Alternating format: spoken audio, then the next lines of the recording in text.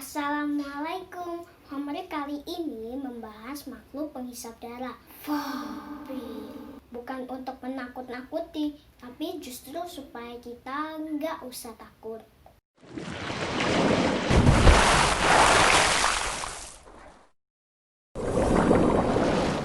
Vampir itu dulunya manusia, tapi sudah meninggal. Ajaibnya, dia hidup lagi dari kubur atau dari peti matinya. Makanannya bukan lagi roti, mie atau nasi. Mayat hidup ini sukanya darah, saripati kehidupan manusia.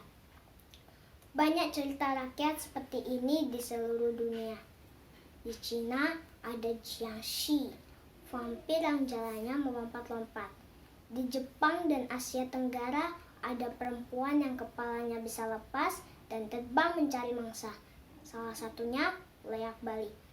Di Yunani ada Styx, burung jadi-jadian yang haus darah.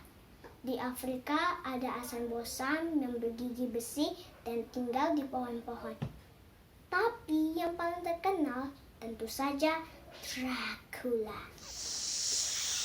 Ini bukunya Yaya, Dracula, Pangeran Kegelapan. Aku sendiri belum baca karena memang bukan buat anak-anak. Tapi kata Yaya, tokoh vampir di sini adalah Vlad Tepes, seorang pangeran kejam yang benar-benar berkuasa di Transilvania. Dracula itu nama keluarganya yang berarti naga.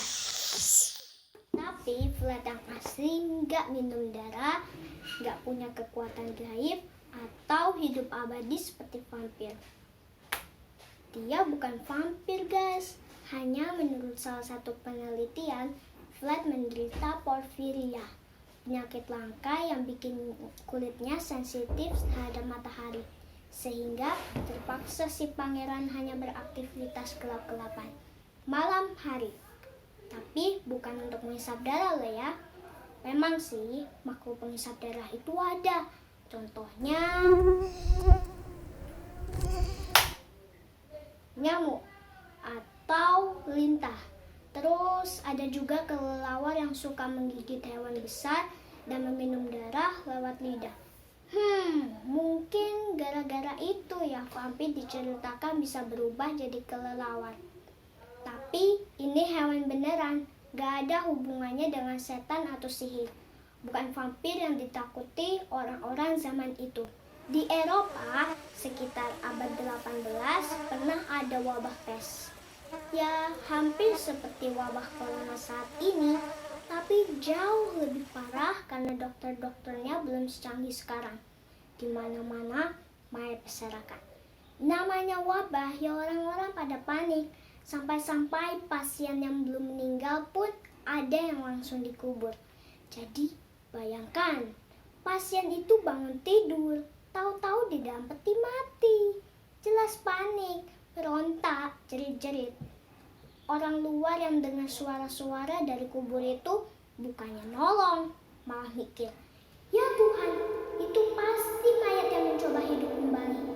Dan begitu kuburan atau petinya dibongkar, orangnya udah mati beneran. Ya iyalah, mungkin karena lemas kehabisan napas. Tapi di peti matinya ada bekas-bekas gebrakan atau cakaran. Kayak kelakuan vampir, orang-orang yang sudah ketakutan akhirnya berencana membongkar semua kuburan sambil bawa cangkul, celurit, linggis atau apapun sebagai senjata melawan vampir. Begitu dibuka petinya, beneran sebagian mayat tampak gemuk. Ada darah meleleh di bibir mereka, seolah mayat-mayat itu barusan pesta darah manusia. Padahal kalau dari yang kubaca, orang meninggal kan memang membengkak. Wajar, karena bakteri di perut menimbulkan gas. Dan gas ini berusaha keluar dari tubuh, menggelembunglah badannya. Terus soal darah yang keluar dari mulut itu bisa jadi akibat dari penyakit yang dideritanya semasa hidup. Oh ya, dugaan vampir juga muncul karena sebagian mayat terlihat tambah panjang rambut, kuku, dan gigi taringnya. Padahal itu juga wajar Setelah membengkak, jenazah lama-lama akan menyusut, sehingga rambut jadi terlihat lebih panjang, gigi lebih menonjol, begitu juga kuku-kukunya. Ratu Austria saat itu, Maria Theresia, sempat menyuruh dokter pribadinya untuk memeriksa ke lokasi. Bagaimana, Dok? Vampirnya ganteng? Ganteng banget Yang Mulia, tapi hoaks alias hayal bintahayul. Kesimpulan sang dokter, vampir cuma gosip yang tidak terbukti secara sains. Sang ratu akhirnya melarang warga membongkar-bongkar kuburan lagi. Tapi vampir terlanjur menjadi bahan gosip yang menarik di kalangan rakyat jelata. Gimana? Sepakat ya? Vampir cuma makhluk khayalan? Atau belum? Oke, gini aja deh. Menurut ceritanya, kan ada dua kemungkinan kalau kita digigit vampir. Mati kehabisan darah atau jadi vampir juga. Kalau vampir sudah ada sejak abad 18 dan mereka butuh minum darah tiap hari, lama-lama habis dong manusia jadi korban mereka, habis karena mati atau jadi vampir. Nah, sekarang di abad 21 ini, coba tengok kanan kiri. Vampir atau manusia?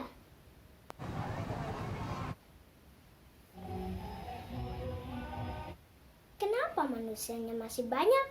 Hayo, itu artinya vampir itu nggak benar-benar ada. Adanya hanya di obrolan warga, film, atau novel. Sampai jumpa di video-video berikutnya. Jangan lupa like, komen, dan share video ini supaya lebih banyak yang tidak takut lagi dengan vampir. Subscribe juga channel Homebrew. Oke? Wassalamualaikum.